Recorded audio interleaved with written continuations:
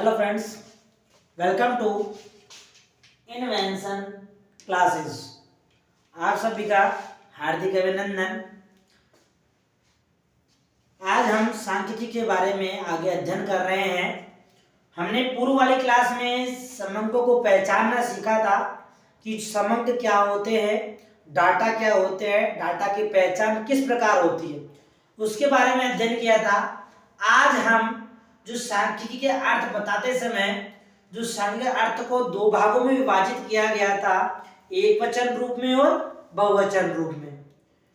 एक वचन रूप में और बहुवचन रूप में जो परिभाषाएं दी गई थी, उन परिभाषाओं में हमने हल्का फुल्का पहले पढ़ भी चुके थे। आज उनका आगे स्टेप बाय स्टेप आगे से विस्तार पूर्वक अध्ययन कर रहे हैं। तो हेडिंग डाल लीजिए, एक वचन संज्ञा के रूप में सांख्यिकी का अर्थ या परिभाषा। एक वचन संज्ञा के रूप में डाल दीजिए सब बच्चों हेडिंग, एक वचन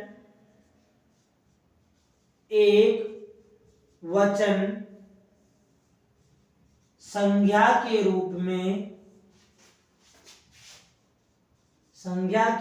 में सांख्यिकी की किसकी सांख्यिकी की परिभाषाएं। एक वचन के रूप में सांख्यिकी की क्या क्या या कौन कौन सी परिभाषाएं हैं, किस किस विद्वान ने परिभाषा दी, उस परिभाषाओं के बारे में विस्तार पूर्वक आज अध्ययन करेंगे। जो सांख्यिकी है, सांख्यिकी एक वचन के रूप में, सांख्यिकी जो स्टेटिस्ट है, इस शब्द का एक वचन रूप में पे जो परिभाषा बताई गई थी, उसमें सांख्यिकी की विभिन्न जो रीतियां थी, विधियां थी, उन रीतियों व विधियों को जोड़कर सांख्यिकी की परिभाषा व्यक्त की गई थी कि सांख्यिकी किसे कहते हैं एक वचन रूप में।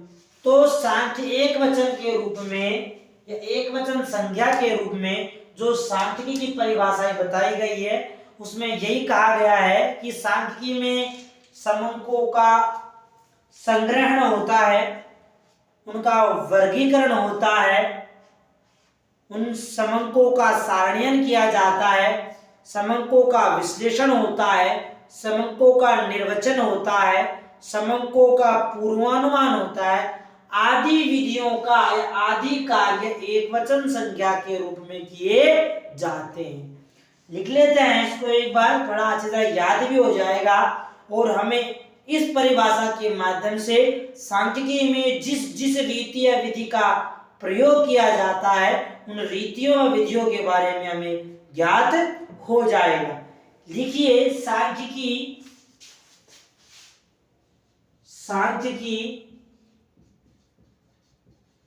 की परिभाषा में, सांख्यिकी की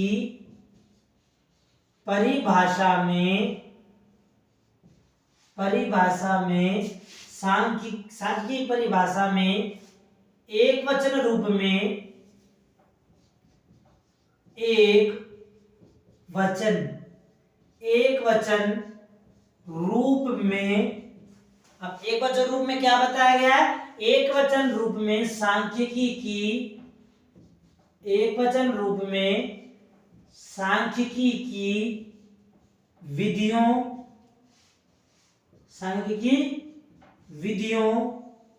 एवं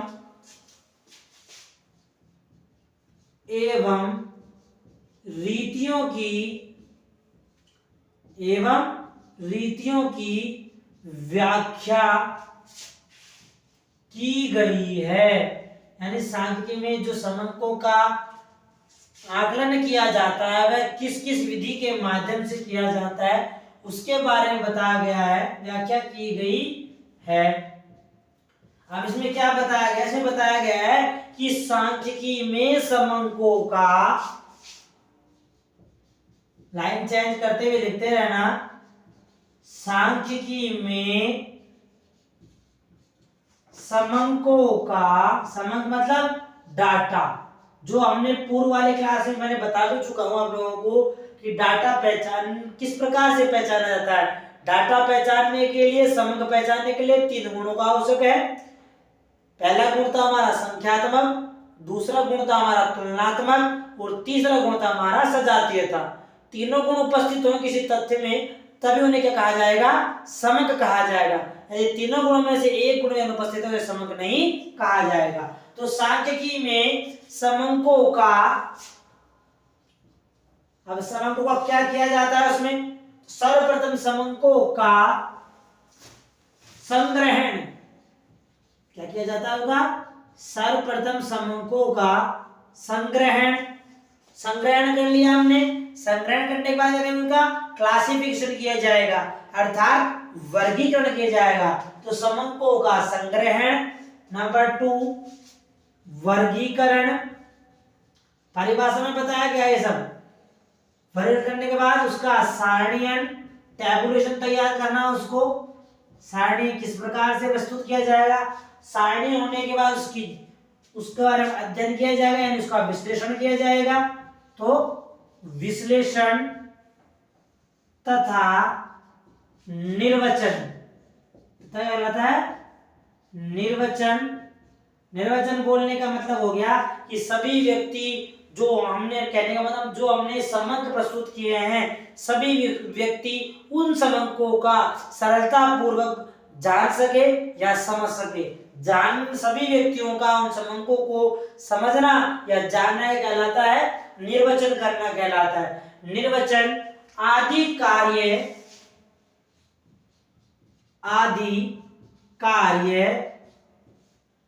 किए जाते हैं।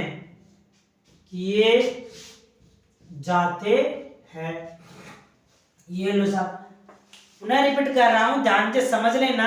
शब्दों पे आप जोड़ दोगे तो आप परिभाषा को याद रट्टा मारने की आवश्यकता नहीं है, आप उस परिभाषा का बहुत अच्छी तरह से समझते हो। पुनः रिपीट करता हूं, आ रहा हूं मैं। एकवचन संख्या के रूप में सांख्यिकी की परिभाषा दी गई है।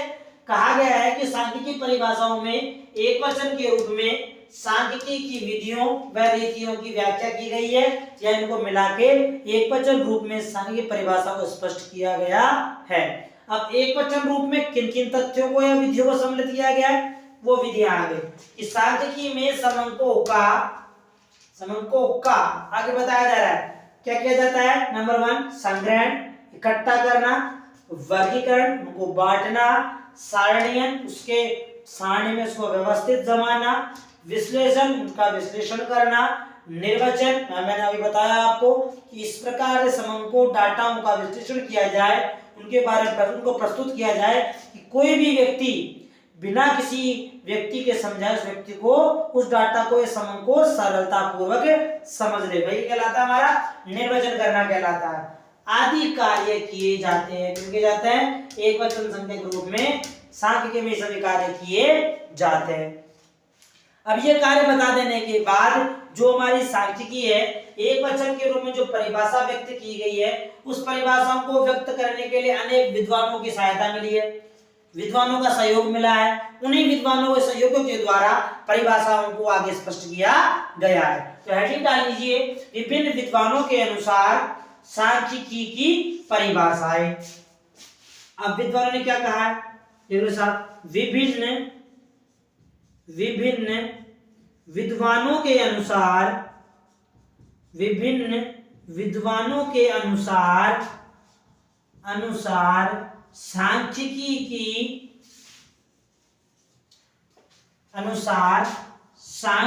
की किसकी बच्चों, सांख्यिकी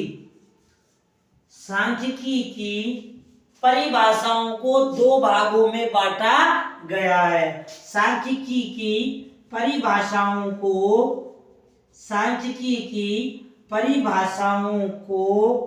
दो भागों में, कितने भागों में बच्चों, दो भागों में बांटा गया है। यानी जो विभिन्न विद्वानों ने सांख्यिकी परिभाषाएं दी है, उस सांख्यिकी परिभाषा को कितने भागों में बांटा है, उस परिभाषा को दो भागों में बांटा गया है। प्रथम भाग क्या है, प्रथम भाग को द्वितीय भाग के अंतर्गत जिन विद्वानों ने, जो प्रेजेंट के विद्वान थे और जो पूर्व के विद्वान थे, उन दोनों विद्वानों को अलग बांट दिया गया। तो प्रथम परिभाषा जो दी थी वह थी प्रतिष्ठित, फेमस जो विद्वान रहे हैं प्रतिष्ठित विचारकों के द्वारा परिभाषा है, और आधुनिक विचारधारकों के अनुसार परिभाषा है। तो दो भाग हैं। प्रथम भाग है प्रतिष्ठित, जो विश्वविख्यात रहे हैं, प्रतिष्ठित विचारकों या विद्वानों, आप कुछ भी कह सकते हो, प्रतिष्ठित विचारकों या विद्वानों के अनुसार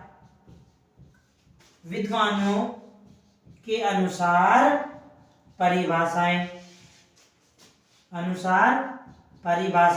अब प्रतिष्ठित विद्वान कौन से थे, उन विद्वानों के अनुसार परिभाषाएं बताई गई है। सामान्य तौर पर जो प्रतिष्ठित विचारक हैं, और प्रतिष्ठित विचारकों में दो विचारकों का या दो विद्वानों का नाम प्रमुख रूप से शामिल किया जाता है। मैं बताऊंगा आपको। नंबर 2 डाल लीजिए, आधुनिक विचारकों या विद्वानों के अनुसार परिभाषा है। आधुनिक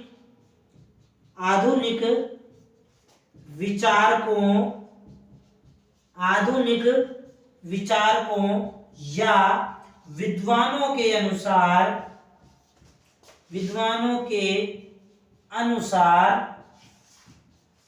परिभाषाएं।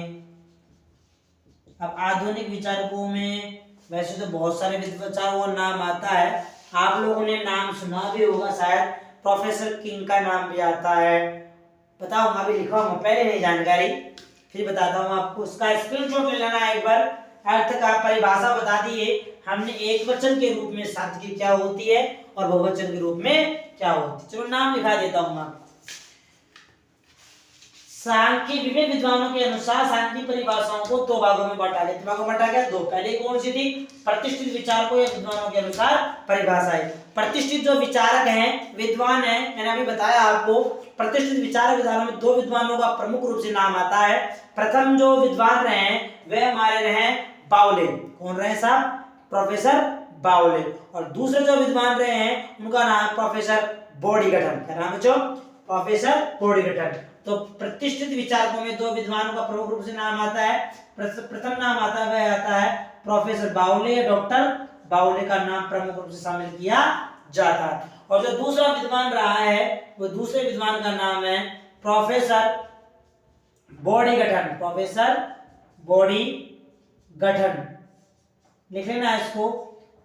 प्रतिष्ठित विचारकों के अनुसार दो विचारक प्रमुख रहे हैं, प्रोफेसर बावले, प्रोफेसर बॉडीगटन। इनके अनुसार परिभाषाएं बताई है, इन्होंने क्या बताया विस्तार से आगे पढ़ेंगे। और जो सेकंड है हमारा, सेकंड में नाम आता है आधुनिक विचारक। अब आधुनिक विचारकों के अंतर्गत बहुत सारे विद्वानों का नाम आता है, इसमें प्रमुख रूप से हम कहते हैं किंग का नाम आता है। किसका आता है बच्चों, प्रतिष्ठित विचारों में आधुनिक विचारकों के अंतर्गत professor King, number 2 professor Croxton and Cowden, professor Croxton में काउडेन का नाम भी लिया जाता है। और नंबर 3 है, थर्ड नंबर के अंतर्गत आता है प्रोफेसर सेलिगमैन भी आधुनिक विचारकों में सम्मिलित किए गए हैं। प्रोफेसर लॉविट भी है एक हमारे, कौन है, प्रोफेसर लॉविट के अनुसार भी परिभाषाएं दी गई हैं। आदि जो विद्वान रहे हैं ये विद्वान कौन से हैं, आधुनिक विचारकों के हैं। लिख लेना इसको, कभी एग्जाम में पूछ भी लेता है, एएसओ की एग्जाम होती है, कंप्यूटर संगणक की जो एग्जाम होती है उन एग्जाम को ये पूछ लेता है कि प्रतिष्ठित विचारक विद्वान कौन कौन से थे, बावले और बॉडीगटन का नाम आता है। और आधुनिक विचारकों के अंतर्गत professor King, professor Croxton and Cowden, professor Seligman और प्रोफेसर लॉविट के अनुसार आदि जो विद्वान रहे हैं ये विद्वान आधुनिक विचारकों के विद्वान रहे हैं। नेक्स्ट हेडिंग डाल लीजिए, स्क्रीनशॉट ले लेना इसका ताकि समझ में आ जाए आपको। ठीक है, आगे चलते हैं नेक्स्ट। अब आधुनिक विचारकों में जो प्रतिष्ठित जो विचारक हैं, प्रतिष्ठित विचारकों ने एक सांख्यिकी की जो परिभाषाएं बताई है वो क्या बताई है, उन परिभाषाओं के बारे में विस्तार पूर्वक अध्ययन करते हैं। तो हेडिंग डाल लीजिए, प्रतिष्ठित विचारकों के अनुसार सांख्यिकी की परिभाषा है। अब प्रतिष्ठित विचारक कौन कौन से हैं उनके बारे में अध्ययन कर लेते हैं। प्रतिष्ठित विचार छोड़ रहा हूं, इसको लिख लेना, मान लो बाई मिस्टेक रह गया हो आपको। प्रतिष्ठित विचारक हेडिंग लगाना इसमें, प्रतिष्ठित विचारक, प्रतिष्ठित विचारक अनुसार, प्रतिष्ठित विचार ने क्या परिभाषा बताई है विचारकों के अनुसार। प्रतिष्ठित विचारक पर सबसे पहले किसका नाम आता है, प्रोफेसर बावले का। यहां डाल लीजिए प्रोफेसर बावले, प्रोफेसर बावले के अनुसार। बहुत बड़े विद्वान रहे हैं ये, इनका बहुत बड़ा योगदान भी रहा है सांख्यिकी की परिभाषाओं को स्पष्ट करने के लिए, समझाने के लिए। प्रोफेसर जो बावले थे, बावले साहब ने सांख्यिकी परिभाषा जो व्यक्त की एकवचन रूप में, अपनी परिभाषाओं के अंतर्गत इन्होंने 3 तथ्यों को सम्मिलित किया गया था। 3 तथ्य को कौन से थे बताता हूं आपको मैं। 3 तथ्यों के बारे में बता रहा हूं, तीनों तथ्यों के आधार पर सांख्यिकी की परिभाषाओं को उन्होंने स्पष्ट किया है। जो पहला तथ्य बताया, इन्होंने पहला तथ्य बताया कि जो सांख्यिकी जो है हमारी, सांख्यिकी गणना का विज्ञान है। बावले ने क्या कहा, बावले के अनुसार 3 परिभाषाएं दी बावले ने, लिख लो इससे पहले। इन्होंने 3 परिभाषाओं के आधार पर, परिभाषा कह दो हमें तथ्य भी कह सकते हैं, 3 परिभाषाओं या तथ्यों के आधार पर, तथ्यों के आधार पर सांख्यिकी को स्पष्ट किया है, सांख्यिकी को स्पष्ट किया है। अब वो 3 तथ्य कौन कौन से हैं, वो 3 तथ्य निम्न प्रकार है। वो 3 तथ्य कौन से हैं, नंबर 1 सांख्यिकी गणना का विज्ञान है। पहला तथ्य कौन सा है, उन्होंने पहला तथ्य बताया बावले साहब ने कि जो सांख्यिकी है हमारी, क्या है, जो हमारी सांख्यिकी है, वह सांख्यिकी किसका विज्ञान बताई गई है, सांख्यिकी की गणना का, सांख्यिकी गणना का विज्ञान है। यानी इसमें गणना के आधार पर ही, बहुत अच्छी बात कही इन्होंने कि सांख्यिकी क्या है हमारी, गणना का विज्ञान है। गणना का विज्ञान से तात्पर्य क्या, उन्होंने कहा कि 3 परिभाषाएं बताई, सांख्यिकी गणना का विज्ञान है।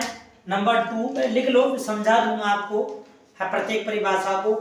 सांख्यिकी गणना का विज्ञान है। दूसरी परिभाषा है सांख्यिकी सामाजिक व्यवस्था को, सेकंड परिभाषा, सेकंड तथ्य,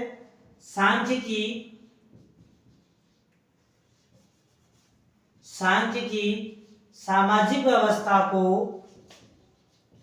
सांख्यिकी सामाजिक व्यवस्था, जो सामाजिक अरेंजमेंट करते हैं, पूरे अरेंजमेंट के बारे में, सांख्यिकी सामाजिक व्यवस्था को संपूर्ण मानकर, सामाजिक व्यवस्था को संपूर्ण, संपूर्ण से तात्पर्य क्या है, पूरी, संपूर्ण से तात्पर्य क्या है, संपूर्ण रूप से, यानी पूरे तथ्यों का इसमें अध्ययन किया जाता है। संपूर्ण मानकर उनके सभी प्रदर्शनों, उनके सभी प्रदर्शनों, क्या सभी क्या हो रहा है यहाँ पर, प्रदर्शनों में माप करने का एक विज्ञान है। सभी प्रदर्शनों में माप करने का विज्ञान है। क्या बताया इसको, संपूर्ण मानकर, यानी जो सूचना दी गई है, जो डाटा प्रस्तुत किए हैं, उन डाटाओं को पूरा मानकर बताया गया है कि सांख्यिकी क्या है, यह विज्ञान है। और जो तीसरा तथ्य बताया गया, उन्होंने कहा कि सांख्यिकी को सही अर्थ में क्या बताया गया है, तो लिखिए नंबर 3, सांख्यिकी को सही अर्थ में, सांख्यिकी को सही अर्थ में माध्यों का, क्या बताया गया है इसको, माध्यों का विज्ञान माना है। माध्यों का विज्ञान क्यों माना है बताता हूं आपको। सही अर्थ में माध्ययों का विज्ञान माना है। ये सब बावले ने 3 तथ्य बता दिए। इन तीनों तथ्यों के आधार पर ही उसने अपनी परिभाषाओं को स्पष्ट किया है। वो 3 तथ्य कौन कौन से हैं, मैं पुनः रिपीट कर रहा हूं, आपको समझा भी देता हूं। पॉइंट बाय पॉइंट उन्होंने कहा कि एक बार प्रतिष्ठित जो विचारक रहे हैं, प्रतिष्ठित विचारकों में का नाम आता है प्रोफेसर बावले का नाम आता है। बावले ने क्या कहा, बावले ने साहब सांख्यिकी की परिभाषा को स्पष्ट करने के लिए 3 प्रकार की परिभाषाएं दी, 3 तथ्य बताए उन्होंने। जो प्रथम तथ्य बताया, उन्होंने बताया कि सांख्यिकी क्या है, गणना का विज्ञान। यानी सांख्यिकी जो है वह कैलकुलेशन करने का, यानी अंकों को जोड़ना, घटाना, गुणा करना, भाग करना, विभाजित करना, उसको नापना, उसकी लंबाई नापना, उसकी आय नापना, उसकी आयु मापना, ये सब क्या गणनाएं की जाती है। क्या की जाती है बच्चों, गणनाएं की जाती है। इसलिए सांख्यिकी को क्या माना उन्होंने, इसलिए उन्होंने सांख्यिकी को गणना का विज्ञान माना है। नोटिस कर लेना इसको कि गणना का विज्ञान से इसलिए कहा जाता है। दूसरा तथ्य जो बताया उन्होंने कहा कि सांख्यिकी क्या बताया कि सांख्यिकी सामाजिक व्यवस्था को, किसको, समाज के अंतर्गत जो व्यवस्था की जाती है, जैसे प्राकृतिक आपदाएं आना, बाढ़ आना, भूकंप, भूस्खलन, ये सब प्राकृतिक आपदाएं हैं। इन ये आपदाओं के आ जाने के बाद समाज को सही सुचारू रूप से चलाने के लिए कुछ व्यवस्थाएं की जाती है, मैनेजमेंट किया जाता है। उसी के लिए बताया गया है कि सामाजिक व्यवस्था को संपूर्ण मानकर कि किसी भी राजनीतिक पक्ष के द्वारा किसी भी कार्य को अधूरा नहीं मानकर उस कार्य को पूर्ण माना जाता है। तो संपूर्ण मानकर उनके सभी प्रदर्शनों या प्रमाणों में माप करने का विज्ञान माना है, वो सभी को मापने का। अब जैसे राजनीतिक नेता ने किस प्रकार से सहायता की, आर्थिक सहायता की तो कितने रुपए की, 1 लाख, 2 लाख, 10 लाख, 20 लाख, यानी सेवा प्रस्तुत की है, सेवा किस रूप में की है, अच्छी की है, बुरी की है, भली की है, कमजोर व्यवस्था की है, सुचारू रूप व्यवस्था की है, किस रूप में प्रस्तुत की है, तो सभी का अध्ययन करता है। और तीसरा तथ्य जो बताया गया, कहा कि सांख्यिकी को सही अर्थ में माध्ययों का विज्ञान का है। बहुत अच्छी बात की उन्होंने, क्या बनाया उन्होंने, माध्ययों का। अब माध्य क्या होते हैं पढ़ेंगे इसके बारे में आगे, इतना जबरदस्त बताऊंगा माध्य में। एक बार यदि आप अध्ययन कर लोगे तो फ्यूचर में कभी नहीं भूल पाओगे कि माध्य होता क्या है। चाहे आप कोई भी निकाले तुरंत निकाल दिखा दोगे आप माध्य क्या होता है। तो माध्य का विज्ञान क्यों माना है, एक उसका उदाहरण लेते हैं, एग्जाम्पल। इसे माध्य का विज्ञान क्या है, हमने माना 4 कमोडिटी है। क्या है कमोडिटी, वस्तु कह सकते हैं साहब, 4 वस्तुएं हैं, ए बी सी और डी, ये 4 वस्तुएं हैं। कितनी वस्तुएं, 4 वस्तुएं के मूल्य दे रखे हैं। यहाँ वैल्यूज दे दिए, 4 वस्तु क्या दे दी, यहाँ पे हमने मूल्य दे दिए साहब, क्या दे दिया यहाँ पर मूल्य से हमने मान लिया साहब, इसका दे दिया 20,000, 200 रुपए कहते साहब, 200 रुपए मूल्य दे दिया। बी वस्तु का मूल्य दे दिया 400 रुपए, सी वस्तु का मूल्य क्या दे दिया 200 रुपए, और डी जो वस्तु दी गई इसका कितना दे दिया 400 मान लेते हैं, चलो ये मूल्य दे दिया साहब उसने।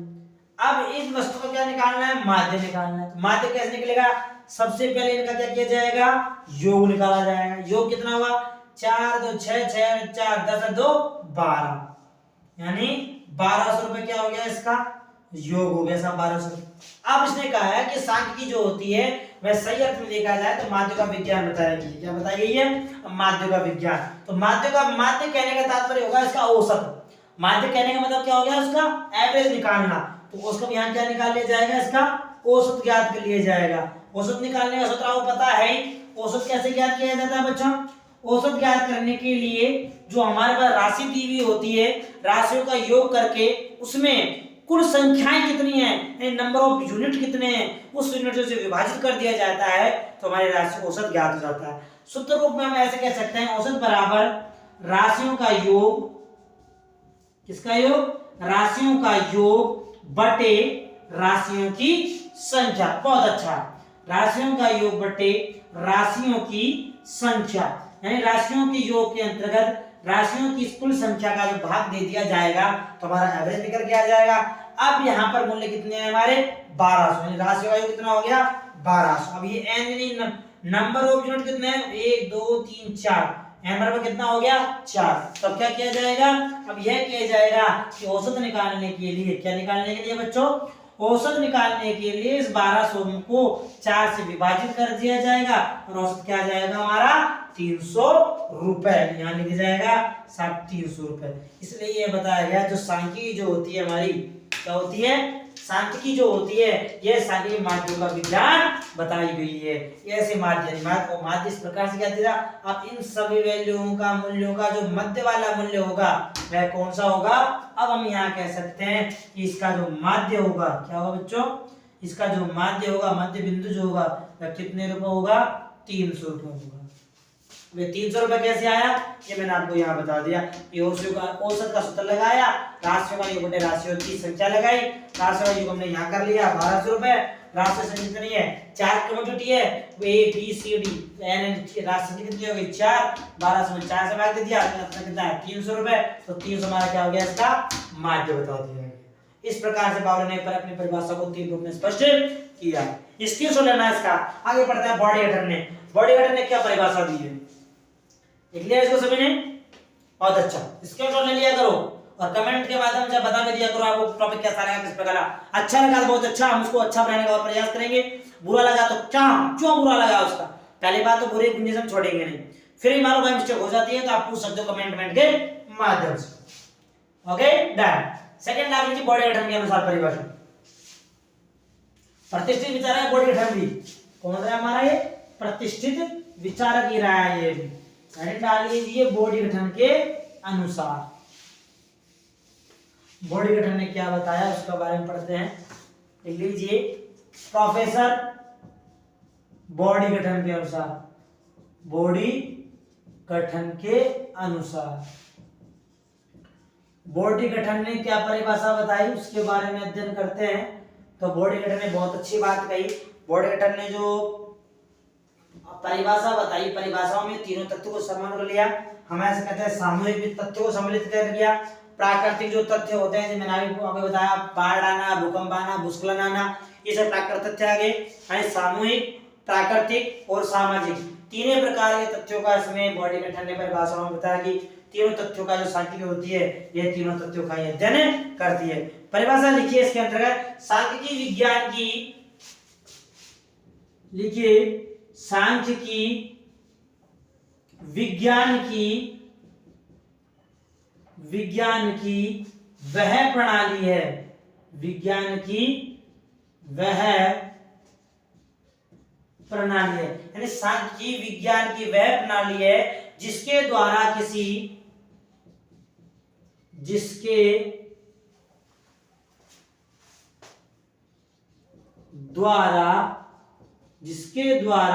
किसकी, अब किन तथ्यों के अध्ययन करता है उसके बारे में बताया, किसी तथ्यों की, उनके द्वारा किसी एक गणना या अनुमान के, किसी एक गणना या अनुमान के, अनुमान मतलब उसका अनुमान करना, अनुमान के विश्लेषण, अनुमानों का विश्लेषण, अनुमान के विश्लेषण यानी उसके बारे में अध्ययन करना, जानकारी ढूंढना, आंकड़े इकट्ठे करना, विश्लेषण से प्राप्त परिणामों द्वारा, विश्लेषण से प्राप्त परिमाणों के द्वारा जो परिणाम प्राप्त होते हैं उन परिणामों के माध्यम से, परिणामों के द्वारा सामूहिक, प्राकृतिक और किसका, सामाजिक, प्राप्त परिणामों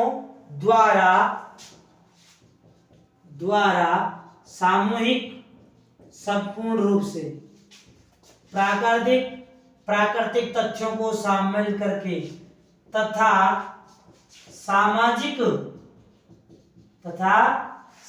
क्या घटनाएं, सामाजिक घटनाएं जो घटित होती है उन घटनाओं का विवेचन किया जाता है, सामाजिक घटनाओं का विवेचन किया जाता है। बॉडी गठन जो साहब थे इन्होंने बहुत अच्छी परिभाषा बताई। इन्होंने अपनी परिभाषा के अंतर्गत सांख्यिकी के सभी तथ्यों को सम्मिलित कर लिया, सभी तथ्यों को सम्मिलित करते हुए उन्होंने हर चीज को स्पष्ट किया है, उसको डिफाइन भी उन्होंने किया है। उन्होंने क्या बताया एक बार समझ लो फटाफट।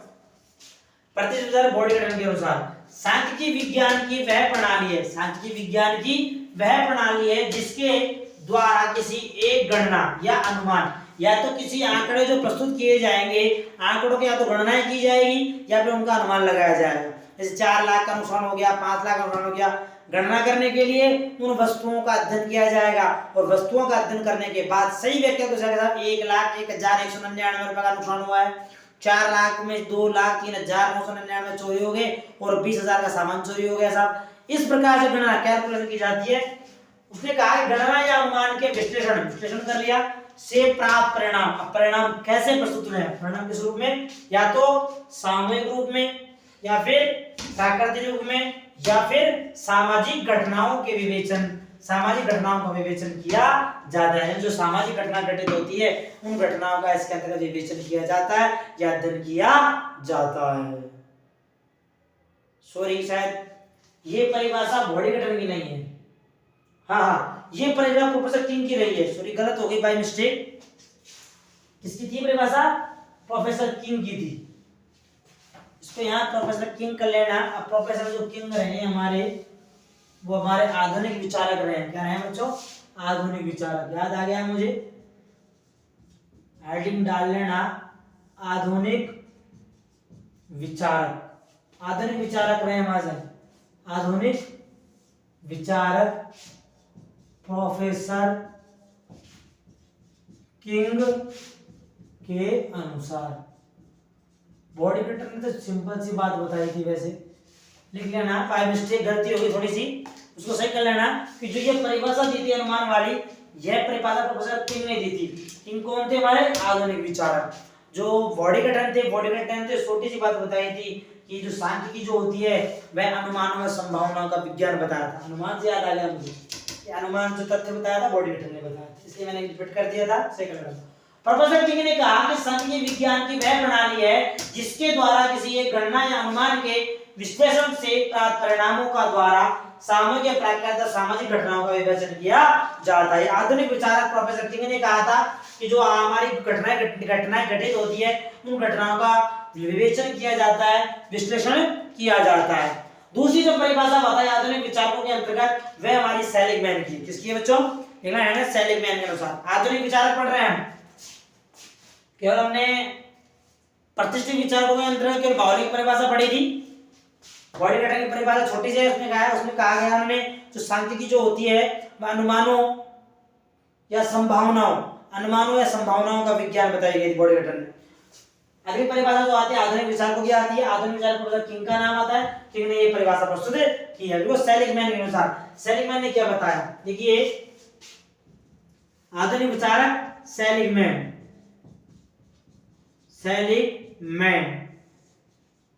के अनुसार सेलिगमैन ने क्या बताया, मैं लिख देता हूं कि सेलिगमैन बताया कि सांख्यिकी एक जो विज्ञान है, यह विज्ञान समंकों का क्या करती है, समूहीकरण करती है, समंकों का वर्गीकरण करती है, प्रतिचयन करती है, विश्लेषण करती है, सारणीयन करती है, निर्वचन करती है और पूर्वानुमान करती है। सेलिगमैन ने यह बताया कि जो सांख्यिकी होती है, सांख्यिकी समंकों का संग्रहण, वर्गीकरण, सारणीयन और विश्लेषण, निर्वचन, पूर्वानुमान, फोरकास्टिंग, पूर्वानुमान वाले कार्य करती है। देखो सांख्यिकी एक विज्ञान है। सेलिगमैन ने क्या कहा, सांख्यिकी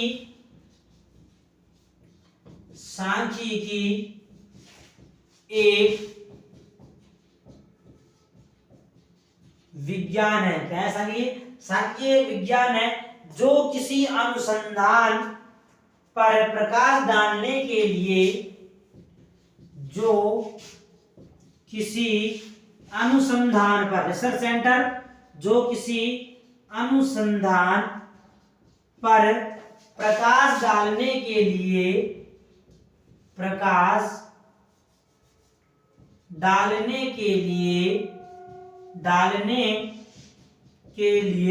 इस पर प्रकाश डालने का तात्पर्य उसके बारे में विस्तार पूर्वक अध्ययन करना, और विस्तार पूर्वक अध्ययन को कहता है प्रकाश डालना कहा जाता है। डालने के लिए एकत्रित समंकों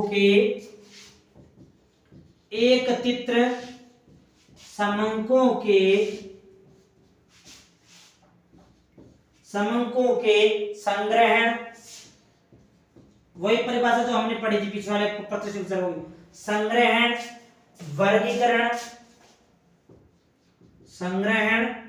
वर्गीकरण, प्रदर्शन करना, उन जो तथ्य आंकड़े बताए उनका प्रदर्शन करना, उनकी तुलना करना, प्रदर्शन करना, तुलना करना, और तुलना करने के साथ निर्वचन की रीतियों का अध्ययन किया जाता है। निर्वचन की रीतियों, निर्वचन मैंने बताया दिया, निर्वचन क्या होता है? निर्वचन की रीतियों से संबंध रखती है, रीतियों से संबंध रखती है, यानी उससे जुड़ी हुई है, इसलिए ये बताया गया। परिभाषा सेलिंगमैन ने क्या बताया? सेलिंगमैन ने बताया कि जो सांख्यिकी जो होती है, सांख्यिकी विज्ञान बताई जो किसी अनुसंधान पर प्रकाश डालने, क्योंकि उसके बारे में जानकारी प्राप्त, प्रकाश डालने का मतलब जानकारी प्राप्त करना, प्रकाश डालने के लिए एकत्रित समंक, जो समंक इकट्ठा किए गए हैं उन समंकों का संग्रहण करती है, उन समंकों का क्लासिफिकेशन करती है, उन समंकों का प्रदर्शन करती है, उन समंकों की तुलना करती है, उन समंकों का निर्वचन करती है, की रीतियों से वह संबंध रखती है, यानी उनसे जुड़ी हुई होती है। किसने बताया था? ये सेलिगमैन ने बताया था। अगली परिभाषा जो बताई थी आधुनिक विचारकों में, वह थी हमारी क्राक्सटन व काउडेन। क्राक्सटन व काउडेन ने भी सांख्यिकी जो विधियां होती है उन विधियों के बारे में, विधियां कौन सी? संग्रहण करना, वर्गीकरण करना, प्रदर्शन करना, तुलना करना, निर्वचन करना, इन्हीं रीतियों के बारे में बताया। तो परिभाषा को उसकी भी लिख लेते हैं, हेड डाल लीजिए क्राक्सटन व काउडेन के अनुसार। क्राक्सटन व काउडेन के अनुसार, क्राक्सटन व काउडेन ने क्या बताया कि सांख्यिकी में जो संख्या संबंधी जो समंक आते हैं उन समंकों का संग्रहण किया जाता है, वर्गीकरण किया जाता है, सारणीयन, निर्वचन या प्रस्तुतिकरण किया जाता है। इसमें लिखिए कि सांख्यिकी को संख्या संबंधी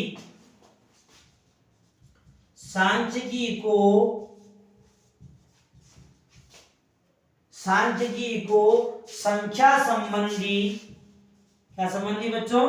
संख्या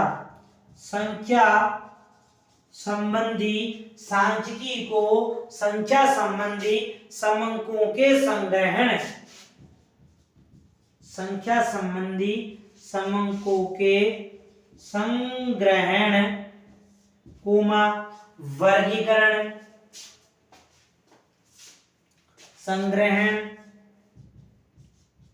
प्रस्तुतिकरण, किस प्रकार से प्रस्तुत किया जाएगा, किस प्रकार से उनको रखा जाएगा, प्रस्तुतिकरण, विश्लेषण और निर्वचन के रूप में, प्रस्तुतिकरण, विश्लेषण, निर्वचन के रूप में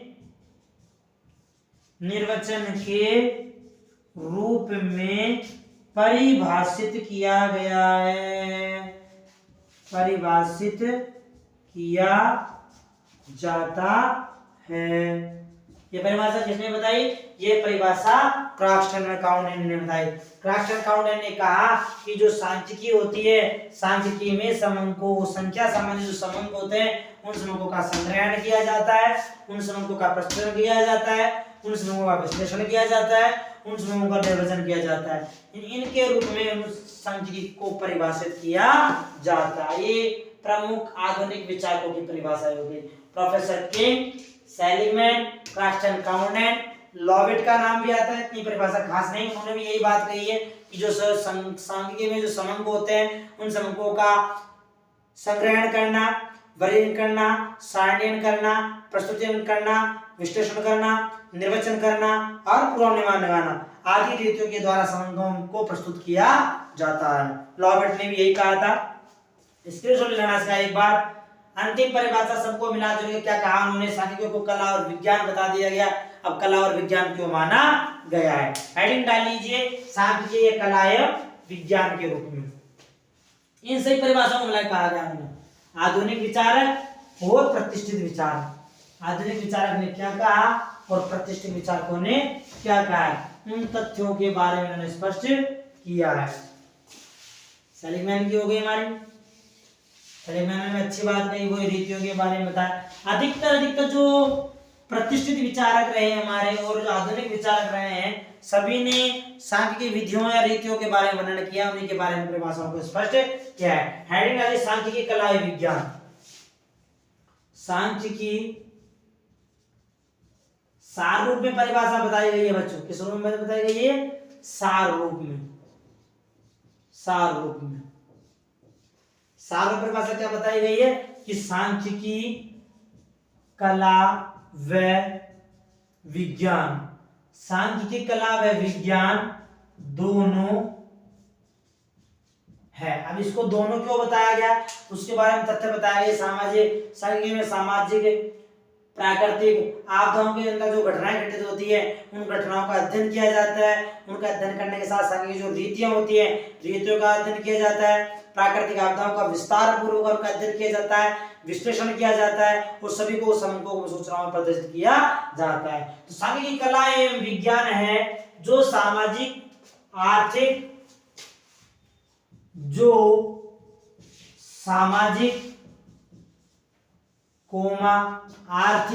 आर्थिक मतलब मुद्रा या धन से संबंधित, आर्थिक क्रियाओं संबंधित, सामाजिक आर्थिक व प्राकृतिक।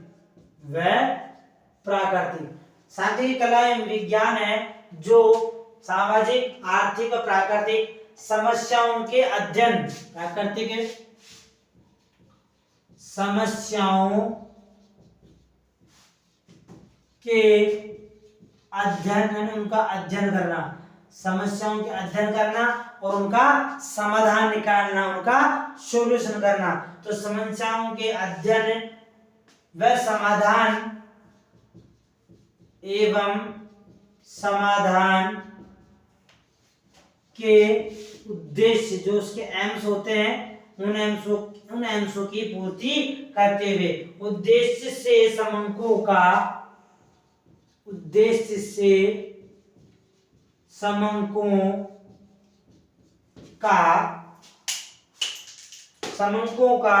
क्या करती है, समंकों का संग्रहण करती है, समंकों का संग्रहण। नंबर 2 पे वर्गीकरण, समंकों का संग्रहण कर लिया, वर्गीकरण कर लिया। अपनी जगह सारणीयन, टैबुलेशन करना, सारणीयन, उनका सारणीयन करना। सारणीयन के बाद उसे किया जाएगा, प्रदर्शित किया जाएगा, अर्थात प्रस्तुत किया जाएगा। तो सारणीयन प्रदर्शन कह सकते हैं। प्रदर्शन के बाद उसका क्या किया जाएगा, निर्वचन किया जाएगा या विश्लेषण किया जाएगा। प्रदर्शन, विश्लेषण, उसके बारे में जाना जाएगा। विश्लेषण के बाद है निर्वचन,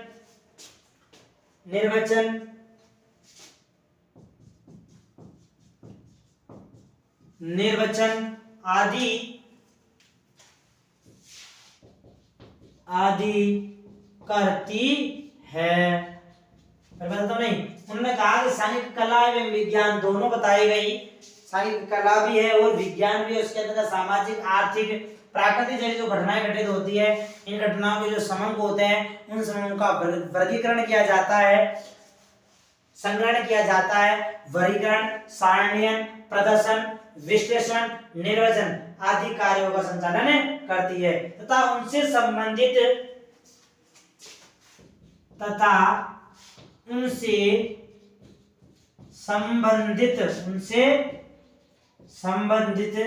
वैज्ञानिक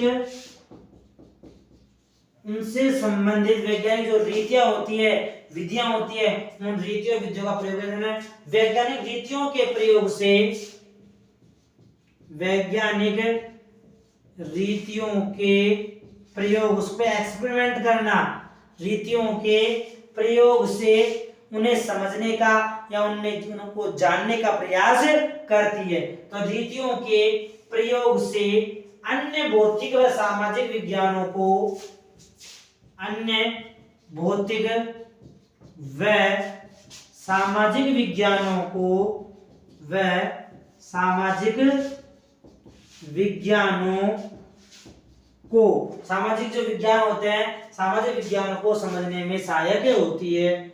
विज्ञानों को समझने में क्या होती है?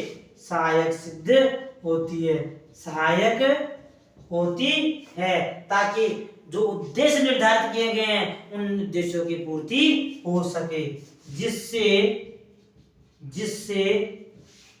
उद्देश्यों की या पूर्व निर्धारित उद्देश्यों की पूर्ति हो सके। ये बात कही साहब।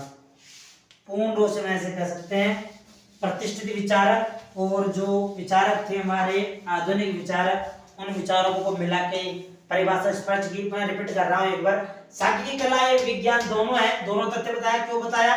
क्योंकि जो सामाजिक, आर्थिक और प्राकृतिक समस्याएं क्या होती है, सामाजिक, आर्थिक और प्राकृतिक, इन समस्याओं का अध्ययन करती है, समाधान के उद्देश्य से उनका अध्ययन करती है और समाधान भी करती है, समकों का संग्रहण करती है, वर्गीकरण, सारणीयन, प्रदर्शन, विश्लेषण, ये सब रीतियां हैं, निर्वचन आदि करती है तथा उनसे संबंधित जो वैज्ञानिक रीतियों के प्रयोग से अन्य भौतिक व सामाजिक विज्ञानों को समझने में सहायक होती है। और जब उन भौतिक व सिद्धांतों को जो समझ सकते हैं तो उन समझने के माध्यम से हम अपने उद्देश्यों की पूर्ति कर सकते हैं। ये थी हमारी एकवचन संज्ञा के रूप में सांख्यिकी की परिभाषा। आशा करता हूं शायद आप लोगों को पूरी परिभाषा, प्रमुख विचारों परिभाषा याद हो गई होगी। आप जब आगे पढ़ेंगे आगे और भी अच्छी बात हो जाएगी कि समंग क्या होते हैं, इसके क्षेत्र किस प्रकार से, उनके बारे में हमारे क्लास पढ़ेंगे। आपने आज तक जो पढ़ा वह आपको अच्छा लगा तो कमेंट के माध्यम से हमें बताइए कि आप हमारे चैनल को, जो हमारा चैनल है, सब्सक्राइब कीजिए, इसे लाइक कीजिए ताकि आपको आने वाले नेक्स्ट क्लासेस मिलती रहे। सब्सक्राइब का बटन अवश्य दबाइए, स्क्रीनशॉट लेना इसका भी, ठीक है। अगली क्लास में।